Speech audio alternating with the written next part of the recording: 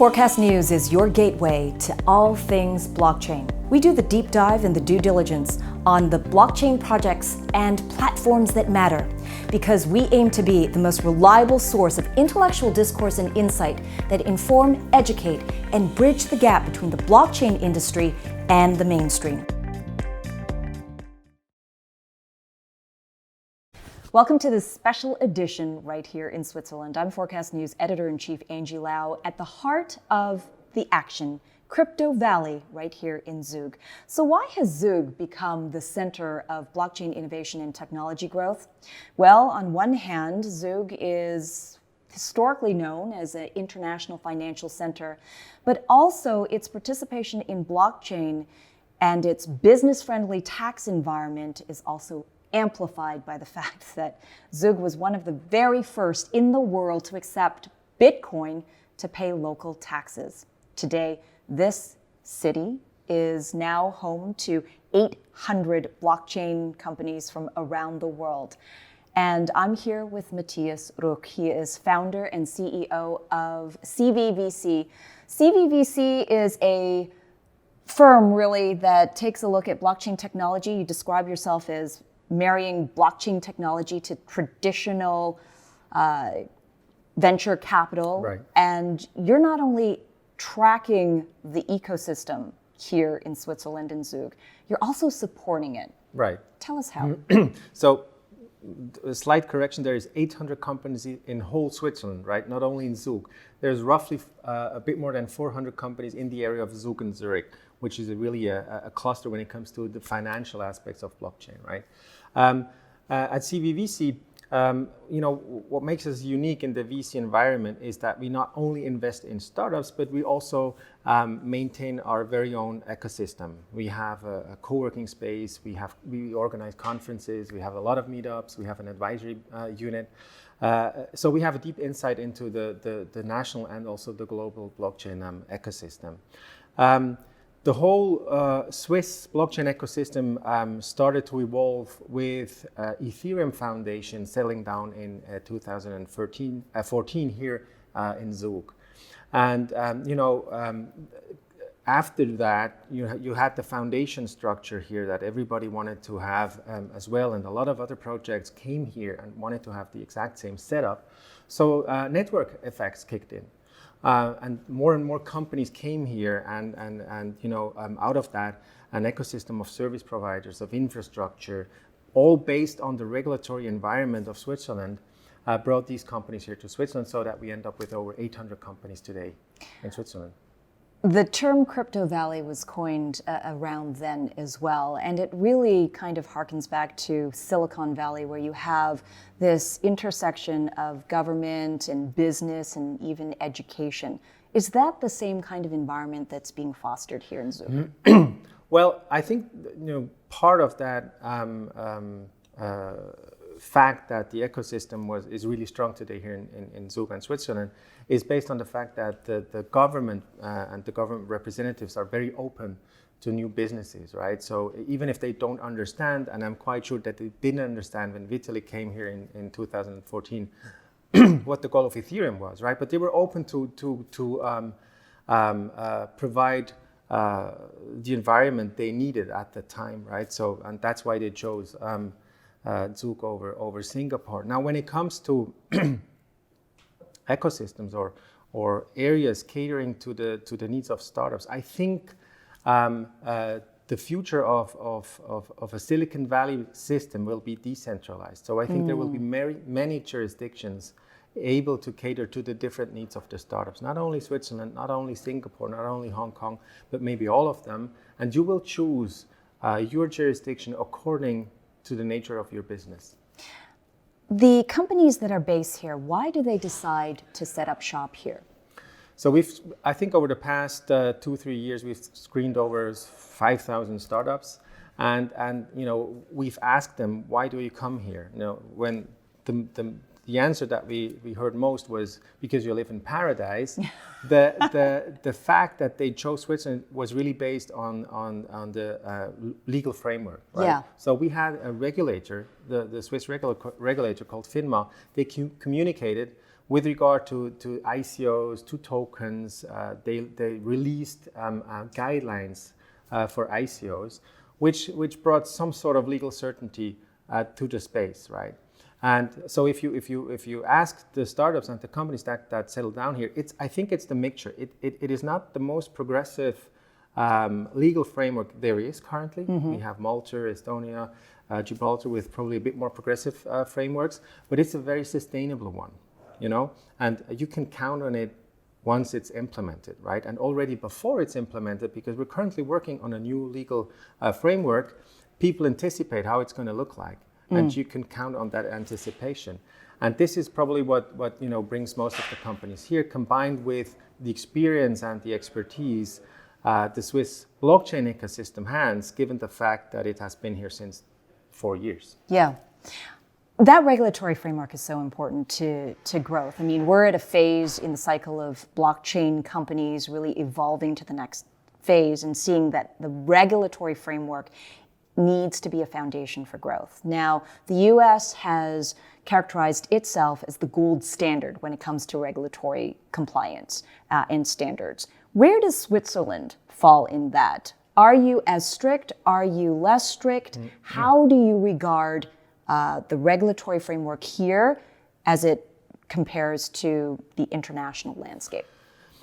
I mean, the US is a special case, let's call it like that, because the fact that in Switzerland the regulator communicated or categorized the tokens into 3 categories, and if you qualify for one of these categories, you know exactly what law you have to be compliant with, right? So this is probably quite unique and has been communicated in 2017 already.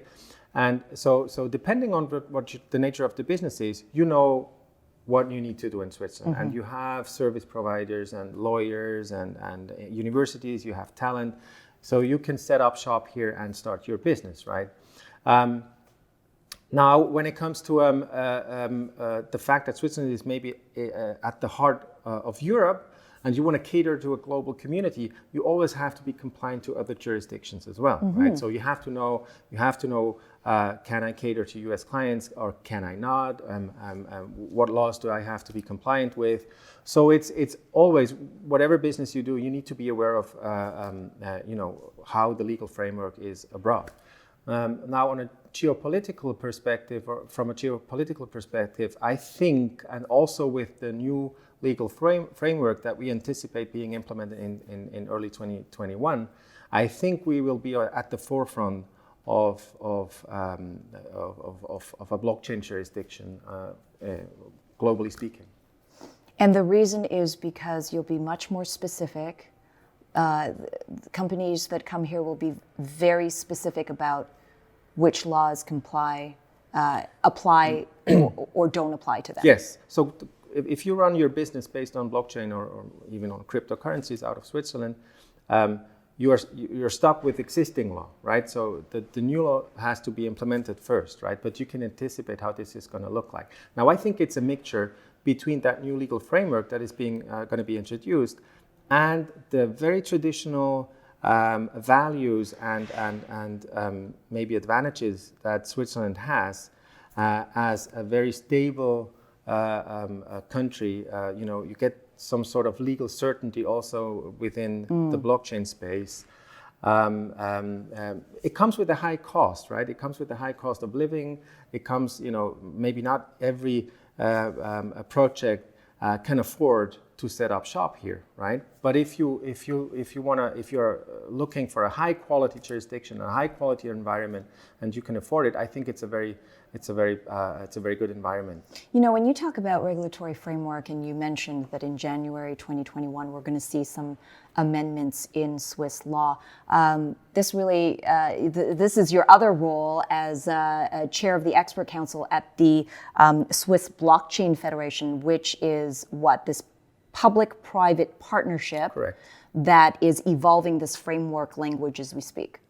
Yes. So, throughout the whole ICO and blockchain craze, the people involved in this development realized that there needs to be there needs to be some amendments need to be made within the legal framework, right? So suddenly a token is being introduced to the economy and also to the legal side of things. How do you deal with that, right? What is a token, right? So around the question of tokens, ICOs, and these companies having trouble to getting banked, these were the main issues that we wanted to tackle with initially it was called the Blockchain Task Force, right? Now this evolved into the Blockchain Federation, which is a public-private partnership, which means that besides private companies, blockchain companies, non-blockchain companies, also the cantons, so the cantonal governments and the federal government is supporting these activities. And here we try to really to create legal certainty to increase the competitiveness of Switzerland as a blockchain hub. And one of the activities that we currently have is we support the government when it comes to this new legal framework. So there has been a consultation period for 3 months where everybody, so all interested parties, could comment on the suggested legal framework that was presented by the federal government. And they received over 500 comments, right? So they're now going through that and they're going to create a proposition for the parliament in Switzerland. So it looks at 3 amendments. The civil, legal, private law side, yes. So private law code, side, yeah. right? So civil code. Then we have bankruptcy. Yes. And then what is the third? The third one is the government will introduce a new license for exchanges, right? So also for crypto exchanges. It's supposed to be a soft license, so an easy to or easier to be compliant with or to be able to fulfill their requirements. And these are the main aspects. So the number one aspect is, of course, within the civil code, private law, to define a token, hopefully without having to mention the word token, so technology agnostic. That's what the government is trying to do, and they're doing a really good job. How does Switzerland compare to the rest of the world? How does Switzerland compare to Asia? So now I'm back wearing my hat as CVVC, because as a venture capitalist, we're also looking into tapping into the other ecosystems that there are, right? So from a global perspective, we see 3 ecosystems. The one in Europe, maybe with Switzerland at the heart of it, the Americas, and Asia, right? And you might have some even more secluded ecosystems within Asia, such as mainland China and Japan, for example. But tapping into these ecosystems requires us to really understand the local markets and partner up with existing entrepreneurs and companies in these areas. So maybe to give you a bit of facts and figures with regard to that global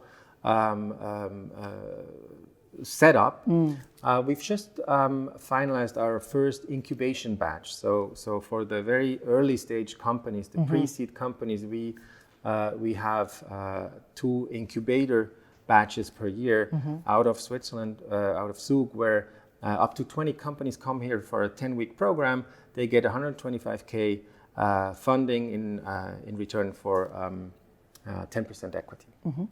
So we did that. Finished in July, and we've chosen 12 companies from over 600.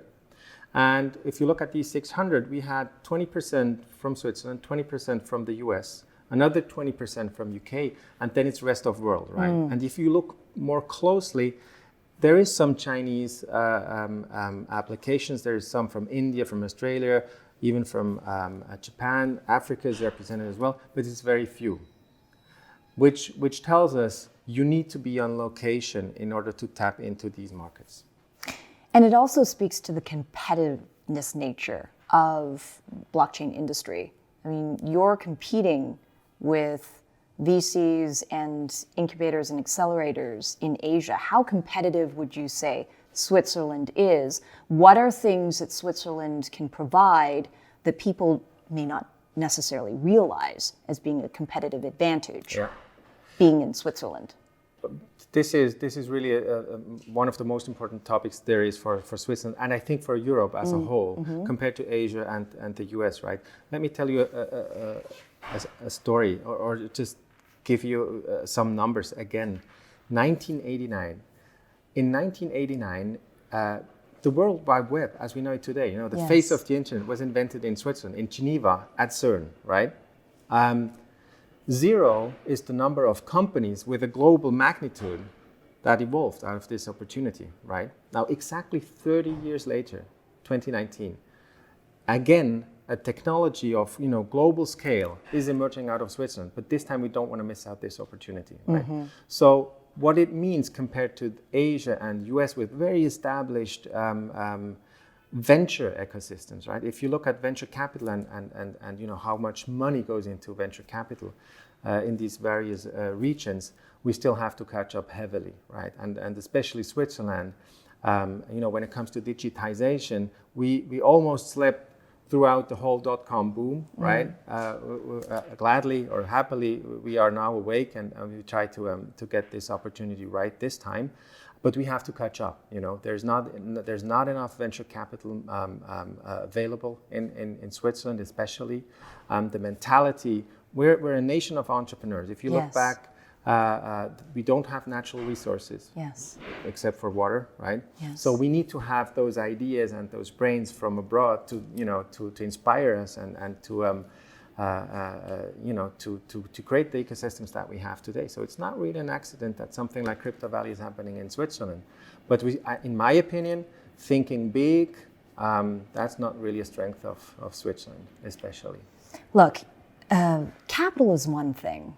But right now it seems that the environment must be incubated really by regulatory reform and framework. That's what Switzerland is working on.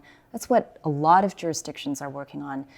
Do you think that you'll have the framework strong enough to withstand, sustain against stricter jurisdictions like the United States, quote unquote, the gold standard of regulatory framework? I mean, that's a good question. If you look what's happening also with regard to, for example, for Libra entering the space, what's happening and the concerns that the Senate in the US has risen based on the fact that this might threaten established systems. There's good and bad to things like that, right? I think on a global level, the global community has to somewhat come up with rules how to deal with this new. Also, parts of the economy of society are going to be affected by the fact that you are going to have digital representations of assets in the future, and the technology and maybe also cryptocurrencies, they are here to stay. They're not going to go away, right? So you have to deal with that. I think on a global level, we have to come to a global understanding how we want to regulate that technology that knows no borders, that is applicable or easily accessible to many people around the globe. They will build stuff, they will build products, they will build applications, they will build protocols, they will launch cryptocurrencies as we have seen. And of course you have to put that in a global perspective, also with regard to what it means to a society, to a democracy, to a nation, and to an economy as well. What do you think the biggest obstacles are to mainstream adoption as you see it? Well, so let's take the cryptocurrencies, right? I don't think that my mom could download a wallet, handle the private keys, and actually, do a transaction. So it starts with that, right? So on the other side, who knows what technology is behind the internet today? Does anybody know about TCP/IP? I don't think so, and I don't think that you need to know about that. So blockchain and the technology aspects of this movement, I think it's a movement. It will go into the background. So you're saying it's gone beyond the protocol level, the network level, it's diving straight into the applications? No, I think it's both, okay. Right? So also if we look, if we look into the funnel that we have for the startups that we are choosing for our programs, still the majority of use cases that are being presented or industry sectors are in the financial sector. It's roughly a third, right? Also, one of the biggest sectors is the platform and protocol sector, roughly, I would say, 10 to 15%.